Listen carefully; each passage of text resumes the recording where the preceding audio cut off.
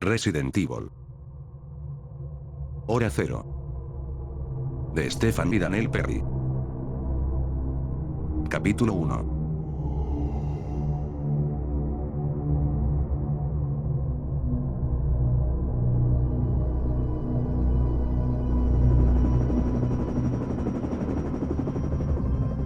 Las aspas del helicóptero cortaban la oscuridad que cubría el bosque de Raccoon. Rebecca Chambers estaba sentada muy tiesa, esforzándose por parecer tan tranquila como los hombres que la rodeaban. El ambiente era serio, tan sombrío y nublado como los cielos que cruzaban. Las bromas y los chistes se habían quedado atrás en la reunión informativa. No se trataba de un ejercicio de entrenamiento. 3 personas más, 3 excursionistas, habían desaparecido. Un hecho no tan extraño en un bosque tan grande como el que rodeaba Raccoon, pero con la ola de asesinatos salvajes que habían aterrorizado a la pequeña población durante las últimas semanas, la palabra desaparecido había adquirido un nuevo significado. Solo unos pocos días antes se había encontrado a la 9ª víctima, tan destrozada y mutilada como si la hubieran pasado por una picadora de carne. Estaban matando gente. Algo o alguien atacaba salvajemente en los alrededores de la ciudad, y la policía de Raccoon no estaba obteniendo ningún resultado. Finalmente, habían llamado al comando local de los Stars para colaborar con la investigación. Rebecca alzó ligeramente la barbilla, en un destello de orgullo que superó su nerviosismo. Aunque estaba graduada en bioquímica, la habían asignado al equipo Bravo de los Stars como médico de campo. Hacía menos de un mes que pertenecía al grupo. Mi primera misión. Lo que quiere decir que más vale que no la fastidie. Respiró hondo, y soltó el aire lentamente, mientras intentaba mantener una expresión neutra. Edward le dedicó una sonrisa alentadora, y Solly se inclinó hacia adelante en la abarrotada cabina, para darle una palmadita tranquilizadora en la pierna. Al parecer, su fingida calma no surtió efecto. A pesar de todo lo lista que era, y de lo preparada que estaba para iniciar su carrera, no podía hacer nada respecto a su edad, o respecto a parecer aún más joven. A sus 18 años, era la persona más joven que los Stars habían aceptado nunca, desde su creación en 1967. Y como era la única mujer en el equipo Bravo de Raccoon, todos la trataban como si fuera su hermana pequeña. Ella suspiró, le devolvió la sonrisa a Edward, y le hizo un gesto a Solly con la cabeza.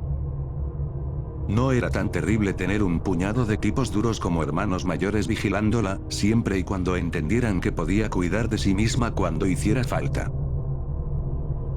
Eso creo. Añadió para sí misma en silencio. Después de todo, era su primera misión, y aunque estaba en perfecta forma física, su experiencia en combate se limitaba a las simulaciones de video, y a las misiones de entrenamiento de fin de semana. El Escuadrón de Tácticas Especiales y Rescates, por sus siglas en inglés, STARS, la quería en sus laboratorios, pero era obligatorio cubrir un tiempo en servicio de campo, y Rebecca necesitaba experiencia.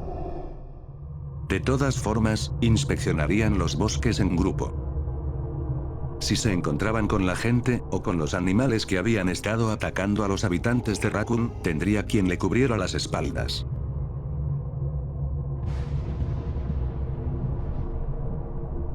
Se vio el destello de un rayo hacia el norte, cercano. El ruido del trueno se perdió bajo el rugido del helicóptero. Rebecca se inclinó ligeramente hacia adelante, e intentó penetrar la oscuridad. Había sido un día claro y despejado, pero justo antes de la puesta de sol, habían comenzado a formarse nubes. No cabía duda de que volverían a casa mojados. Al menos iba a ser una lluvia cálida. Supuso que podría ser mucho peor.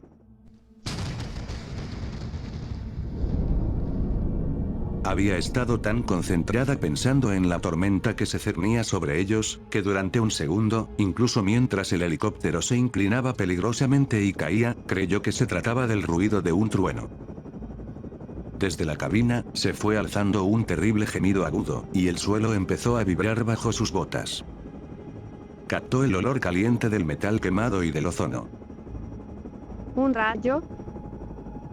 ¿Qué fue eso?, gritó alguien. Era Enrico, desde el asiento del copiloto.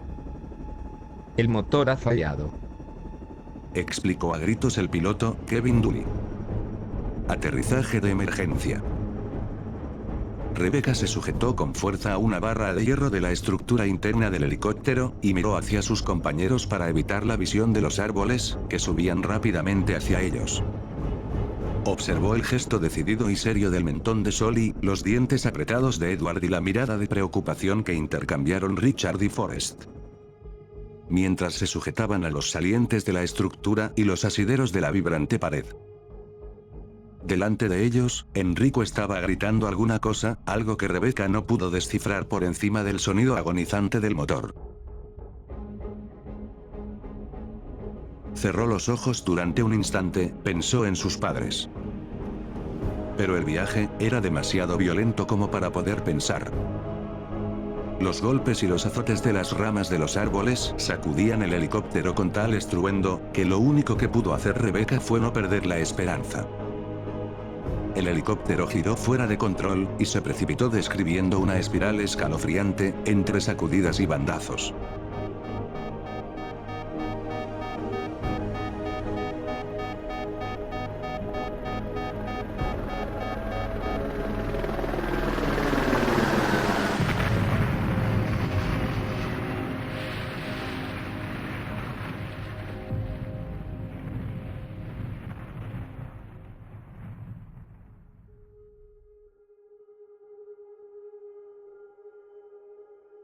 Un segundo después, todo había acabado. El silencio fue tan repentino y completo, que Rebecca pensó que se había quedado sorda. Todo movimiento se detuvo. Entonces oyó el goteo sobre el metal, el jadeo ahogado del motor y los feroces latidos de su propio corazón. Se dio cuenta de que estaban en tierra. Kevin lo había logrado, y sin un solo rebote. ¿Están todos bien? Enrico Marini, el capitán, estaba medio vuelto en el asiento.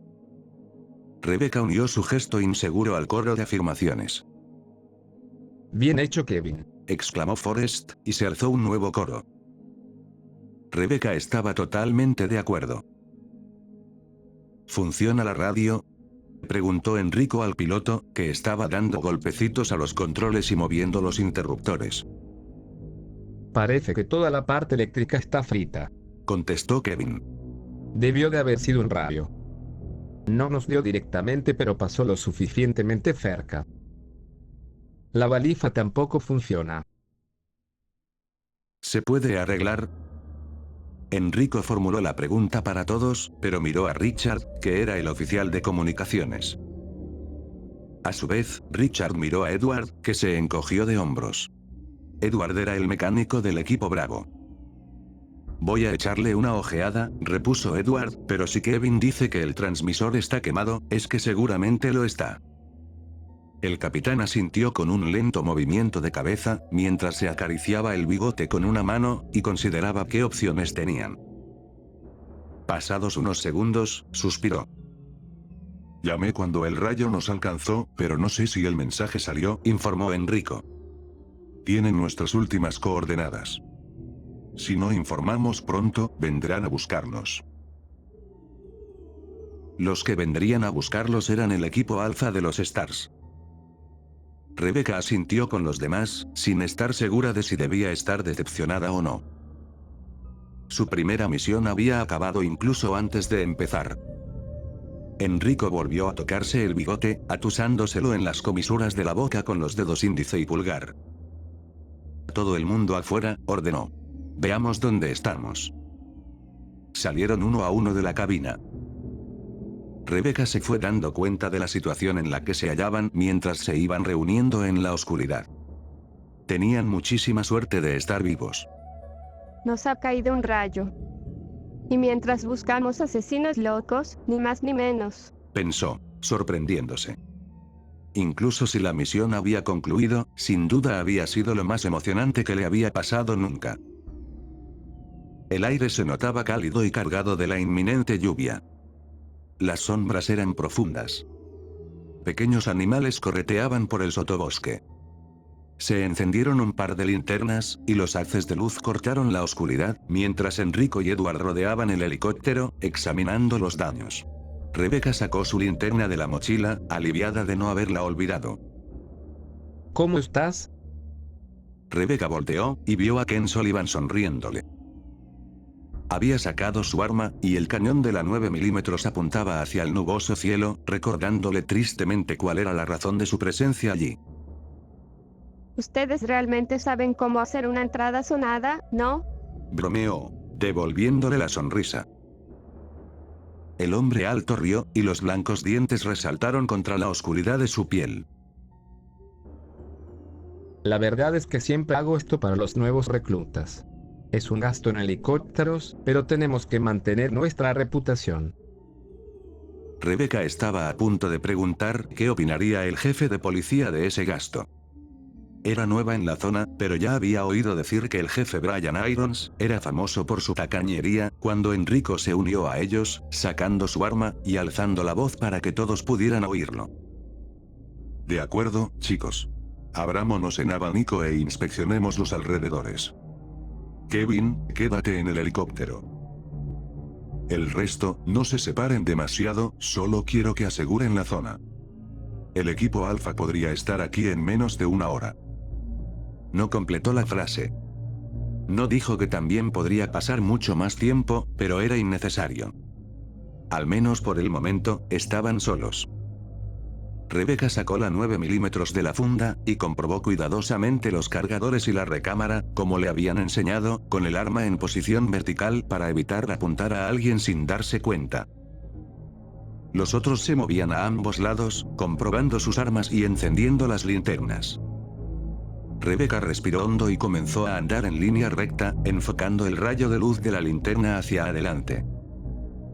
Enrico estaba solo a unos cuantos metros y avanzaba en paralelo a ella. Se había alzado una fina neblina baja, que se enrollaba entre los matojos como una marea fantasmal. A unos 12 metros, los árboles se abrían, y formaban un sendero lo suficientemente ancho para considerarse una carretera pequeña, aunque la niebla le impedía estar segura. Todo estaba en silencio excepto por los truenos, que sonaban más cerca de lo que se había esperado.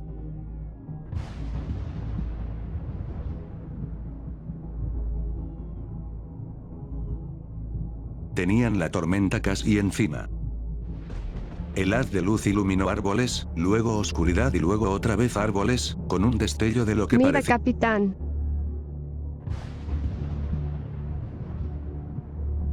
Enrico se puso a su lado, y en segundos, 5 luces más se dirigieron hacia el brillo metálico que Rebecca había visto y lo iluminaron. Una estrecha carretera de tierra, y un jeep volcado. Mientras el equipo se acercaba, Rebecca pudo ver las letras PM grabadas en un lado. Policía militar. Vio una pila de ropa que salía por el parabrisas roto, y frunció el entrecejo. Se acercó para ver mejor, y mientras rebuscaba el kit médico, corrió a arrodillarse junto al jeep volcado. Ya antes de agacharse supo que no podría hacer nada. Había tanta sangre. 2 hombres. Uno había salido disparado limpiamente, y yacía a unos cuantos metros. El otro, el hombre rubio que tenía ante ella, aún tenía medio cuerpo dentro del jeep. Ambos llevaban ropa militar de trabajo. El rostro, y la parte superior del cuerpo de ambos, habían sido horriblemente mutilados. Tenían grandes desgarros en la piel y en los músculos, y unas heridas profundas en el cuello. Era imposible que fueran resultado del accidente. Pensativa, Rebecca le buscó el pulso, y se fijó en que la piel estaba muy fría. Se incorporó, y fue hacia el otro cadáver. De nuevo buscó alguna señal de vida, pero estaba tan frío como el primero. ¿Crees que son de Rayton? Preguntó Richard. Rebecca vio un maletín junto a la pálida mano extendida del segundo cadáver, y fue a buscarlo medio agachada. La respuesta de Enrico le llegó mientras levantaba la tapa del maletín. Esa es la base más cercana, pero mira la insignia. Son marines. Podrían ser de Donnell, dijo Enrico. Sobre un puñado de carpetas de informes, había un sujetapapeles con un documento de aspecto oficial. En la esquina superior izquierda se veía la foto de carnet de un hombre apuesto, y de ojos oscuros vestido de civil. No se parecía a ninguno de los cadáveres. Rebecca alzó las hojas. Leyó en silencio, y se le quedó la boca seca. Capitán. Consiguió decir, mientras se levantaba. Enrico levantó la vista desde donde se hallaba agachado junto al jeep. ¿Sí? ¿Qué ocurre? Rebecca leyó en voz alta la parte relevante. Una orden judicial para transportar a alguien. Prisionero, William Cohen, exteniente de 26 años de edad. Sometido a un consejo de guerra y sentenciado a muerte el 22 de julio. El prisionero será transportado a la base de Rayton para ser ejecutado. El teniente había sido acusado de asesinato en primer grado. Edward tomó el documento de las manos de ella. Dijo en voz alta, y cargada de furia, lo que ya se estaba formando en la mente de Rebecca. Estos pobres soldados. Solo estaban haciendo su trabajo, y ese canalla los mató, y escapó. Enrico, a su vez, le tomó los documentos de las manos a él, y les echó una rápida ojeada. Muy bien, muchachos. Cambio de planes. Tenemos un asesino suelto. Separémonos, y reconozcamos la zona más próxima, a ver si podemos localizar al teniente Billy. Manténganse alerta e informen cada 15 minutos, pase lo que pase. Todos hicieron gestos de asentimiento. Rebecca respiró hondo, mientras los otros comenzaban a moverse, y comprobó su reloj, decidida a ser tan profesional como cualquier otro componente del equipo. 15 minutos sola, ningún problema. ¿Qué podía pasar en 15 minutos? Sola, en medio de esos bosques tan oscuros. ¿Tienes tu radio? Rebecca pegó un sobresalto y se volteó al oír la voz de Edward. El mecánico estaba justo a su espalda, y le dio una palmadita en el hombro, sonriendo. Tranquila, nena. Rebecca le devolvió la sonrisa, aunque odiaba que la llamaran nena. Por el amor de Dios, Edward solo tenía 26 años. Rebecca dio unos golpecitos a la unidad de radio que colgaba de su cinturón. Comprobado. Edward hizo un gesto afirmativo con la cabeza, y se alejó. Su mensaje era claro, y tranquilizador. Rebecca no estaría realmente sola, no mientras tuviera la radio. Miró alrededor, y vio que algunos de los otros ya estaban fuera de su vista. Kevin seguía en el asiento del piloto, y estaba examinando el portafolios que ella había encontrado.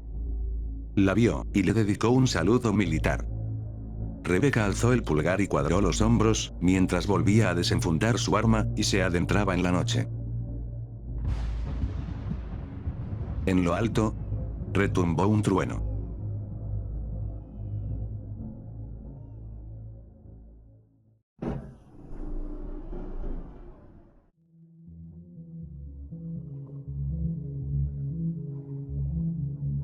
Albert Wesker se hallaba sentado en la planta de tratamiento con B1. La única luz en la sala provenía del parpadeo de 6 monitores de observación, que cambiaban de imagen en rotaciones de 5 segundos. Se veían todos los niveles del centro de formación de Umbrella, los pisos superior e inferior de la planta de tratamiento del agua, y el túnel que conectaba a los dos. Contempló las silenciosas pantallas en blanco y negro, sin verlas realmente. La mayor parte de su atención estaba centrada en la transmisión que estaba recibiendo de los del comando de limpieza. Un grupo de 3 hombres. Bueno, 2 hombres, y el piloto, estaban de camino en helicóptero, en silencio la mayor parte del tiempo. Eran profesionales y no perdían el tiempo con bromas de machos, o chistes de jovencitos.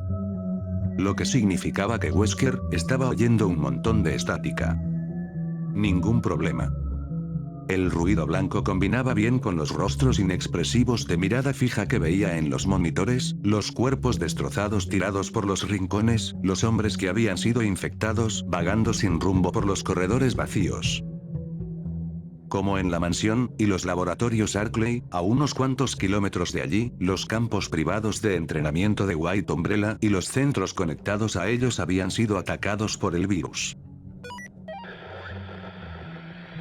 Tiempo de llegada estimado, 30 minutos, cambio. Dijo el piloto, y su voz resonó en la sala tenuemente iluminada. Recibido. Contestó Wesker, inclinándose sobre el micrófono. De nuevo silencio. No hacía falta hablar sobre lo que ocurriría cuando llegaran al tren. Y aunque era un canal seguro, era mejor no decir más de lo estrictamente necesario.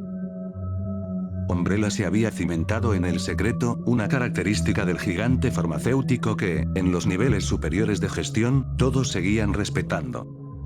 Incluso si se tratara de los negocios legítimos de la compañía, cuanto menos se hablase, mejor. Todo se está viniendo abajo. Pensó Wesker sin preocuparse, mientras observaba las pantallas. La mansión Spencer, y los laboratorios que la rodeaban, habían caído a mediados de mayo. White Umbrella lo tomó como un accidente, y se sellaron los laboratorios hasta que los investigadores y el personal infectado pasaran a ser inefectivos. Después de todo, siempre ocurren errores. Pero la pesadilla del centro de formación, que aún se estaba representando ante él, había sucedido a continuación, menos de un mes después, y hacía solo unas cuantas horas, el maquinista del tren privado de Umbrella, el expreso eclíptico, había apretado el botón de alarma de peligro biológico. Así que no sirvió de nada encerrarlo, el virus se filtró, y se esparció. Es así de simple, ¿no? En el comedor del centro de formación había un puñado de reclutas infectados. Uno de ellos caminaba en círculos irregulares, alrededor de lo que había sido una bonita mesa. Le goteaba algún fluido viscoso de una fea herida en la cabeza, mientras avanzaba a tropezones, sin conciencia de dónde estaba, ni del dolor, ni de nada. Wesker apretó varias teclas del panel de control que se hallaba bajo el monitor para impedir que la imagen cambiara. Se recostó en la silla, y se dedicó a observar al caminante condenado dar vueltas alrededor de la mesa. Pudo haber sido un sabotaje. Dijo en voz baja. No podía estar seguro. De ser así, estaba preparado para parecer natural. Una fuga en el laboratorio de Arklay, un aislamiento incompleto. Unas cuantas semanas después, un par de excursionistas desaparecidos, posiblemente obra de uno o dos sujetos experimentales sueltos. Y unas semanas más tarde, infección en el segundo centro de White Umbrella. Era muy improbable que uno de los portadores del virus hubiera ido a parar por casualidad a uno de los otros laboratorios de Raccoon, pero era posible.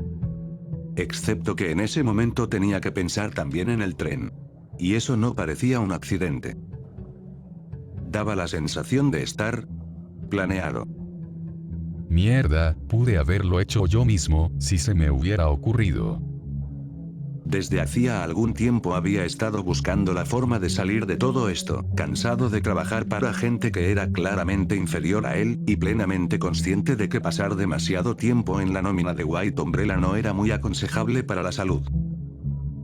Y ahora pretendían que condujera a los Stars a la mansión y a los laboratorios de Arklay para descubrir qué tal lo hacían las mascotas guerreras de Umbrella contra soldados armados. ¿Y les preocupaba que él pudiera morir en la misión? En absoluto, siempre y cuando registrara los datos primero, de eso estaba seguro. Investigadores, médicos, técnicos, cualquiera que trabajara para White Umbrella durante más de una década o dos, tenía la costumbre de acabar desapareciendo o muerto. El arquitecto George Trevor y su familia, el Dr. James Marcus, Michael Diaz, el Dr. Victor Darius, o Alexander Ashford. Y esos eran solo los nombres de los más importantes. Solo Dios sabía cuánta gente menos importante había acabado enterrada en alguna parte, o se había transformado en el sujeto experimental A, B, o C. La sombra de una sonrisa se le formó en la comisura de la boca. Pensándolo bien, Wesker sí que tenía una buena idea de cuántos. Trabajaba para White Umbrella desde finales de los años 70, y la mayor parte de ese tiempo había estado destinado al área de Raccoon City, y había visto a esos carniceros utilizar a un buen número de sujetos experimentales, muchos de los cuales él mismo había ayudado a conseguir.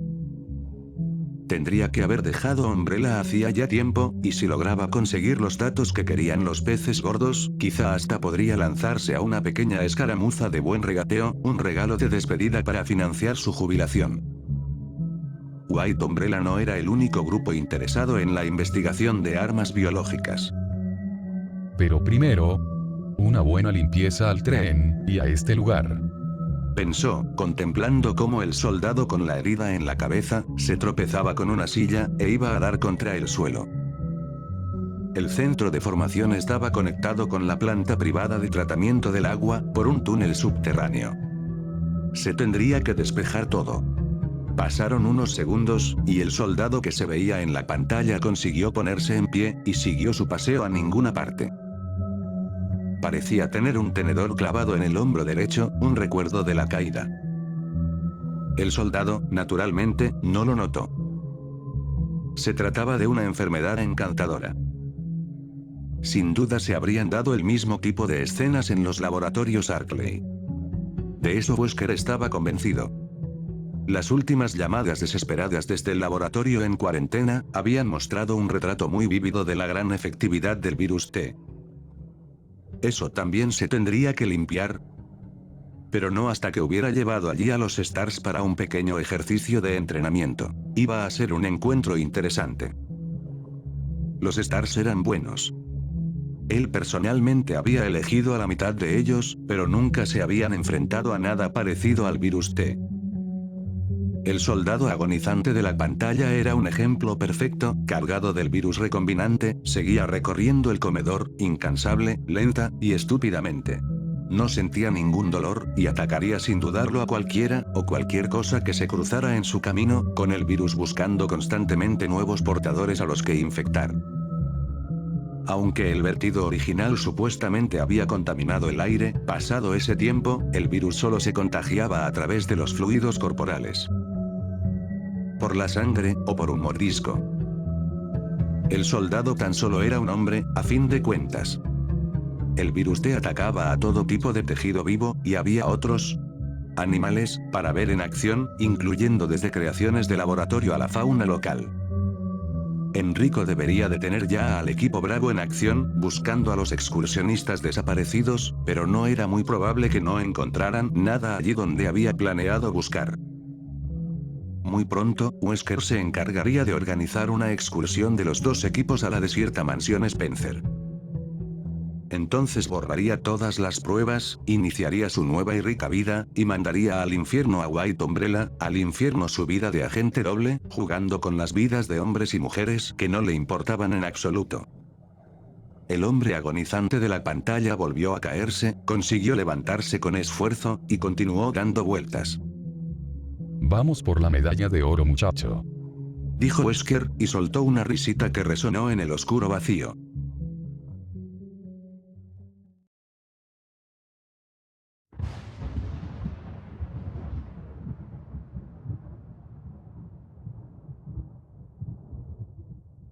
Algo se movió entre los matorrales. Algo mayor que una ardilla. Rebecca volteó hacia el sonido mientras dirigía el haz de la linterna, y su 9 milímetros hacia el matojo. La luz captó el final del movimiento, las hojas aún se movían y la luz de la linterna temblaba al mismo ritmo. Se acercó un paso, tragando saliva, y contando hacia atrás desde 10.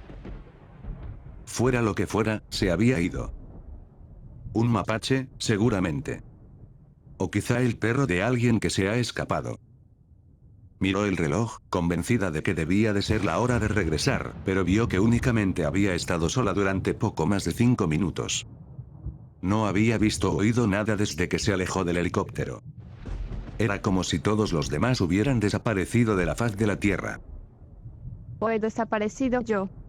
Pensó sombría. Bajó ligeramente el cañón de la pistola, y miró hacia atrás para comprobar su posición. Había estado dirigiéndose más o menos hacia el suroeste del lugar donde habían aterrizado. Seguiría adelante durante unos minutos y luego... Rebecca parpadeó sorprendida al ver una pared de metal bajo la luz de la linterna, a menos de 10 metros. Recorrió la superficie con el haz, y vio ventanas. Una puerta. Un tren. Murmuró, frunciendo el entrecejo. Le parecía recordar algo sobre una vía en aquella zona. Umbrella, la corporación farmacéutica, tenía una línea privada que iba de Latham a Raccoon City, ¿no? No estaba muy segura de la historia, porque no era de la región, pero juraría que la compañía se había fundado en Raccoon. La sede principal de Umbrella se había trasladado a Europa hacía algún tiempo, pero aún seguían siendo los dueños de casi toda la ciudad. ¿Y qué hace esto aquí, en medio del bosque, a estas horas de la noche? Recorrió el tren de arriba a abajo, con el haz de luz, y descubrió que había 5 vagones altos, de 2 pisos cada uno.